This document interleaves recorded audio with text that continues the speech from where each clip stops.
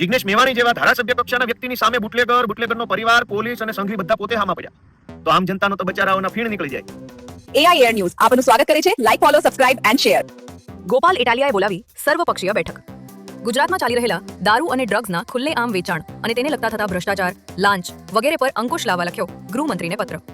હવે જોવાનું એ રહ્યું કે સરકાર શું પ્રતિક્રિયા આપશે. સાંભળો પૂરી વાત ગોપાલ ઇટાલિયાના આ વિડીયોમાં. મિત્રો, હું છું ગોપાલ ઇટાલિયા. મિત્રો, દારૂ અને ડ્રગ્સના મુદ્દે એક મહત્વની વાત મારે કરવી છે. પટ્ટાવાળી થઈ ગઈ, ગૃહમંત્રીનું નામ આવી ગયું, રાજકીય ટીકા ટિપ્પણી, એ તો બધું ચાલતું રહેવાનું છે. અમે પણ રાજકીય ટીકા ટિપ્પણી કરી છે, ભવિષ્યમાં પણ કરતા રહીશું. કેમ કે દરેક મુદ્દા ઉપર રાજકીય પક્ષના નેતાઓ શું વલણ ધરાવે છે એ વાતનો જનતાને ખ્યાલ ત્યારે જ આવે જ્યારે બોલે. એટલે રાજકીય રીતે બોલવું એ નેતાની ફરજ છે અને જનતાનો અધિકાર છે કે નેતા કંઈક બોલે. કંઈ બોલશે નહીં તો ખ્યાલ કેમ આવશે કે નેતા કઈ બાજુ છે? દારૂના સમર્થનમાં છે, વિરોધમાં છે, ડ્રગ્સના હપ્તા ખાય છે, નથી ખાતા, એ વસ્તુની ખ્યાલ જ્યારે નેતા ટિપ્પણી કરશે ત્યારે આવે છે. આજે મારે ટૂંકી અને મહત્વની વાત કરવી છે કે રાજકીય ટીકા ટિપ્પણીઓ તો થઈ ગઈ, પણ હવે દારૂ અને ડ્રગ્સના મુદ્દાનું સોલ્યુશન શું? એ સોલ્યુશન આવે એના માટે મેં આજે એક પત્ર લખીને ગૃહમંત્રી પાસે એવી માંગણી કરી છે કે ગૃહમંત્રી જો દારૂ અને ડ્રગ્સના મુદ્દા ઉપર ગંભીર હોય, ચિંતિત હોય, તો તાત્કાલિક ગુજરાતની વિધાનસભામાં જે પાર્ટીના ધારાસભ્યો છે એ તમામ પાર્ટીઓની સર્વપક્ષીય મીટિંગ બોલાવવામાં આવે અને એની અંદર ગહન વિસ્તૃત ચર્ચા કરવામાં આવે.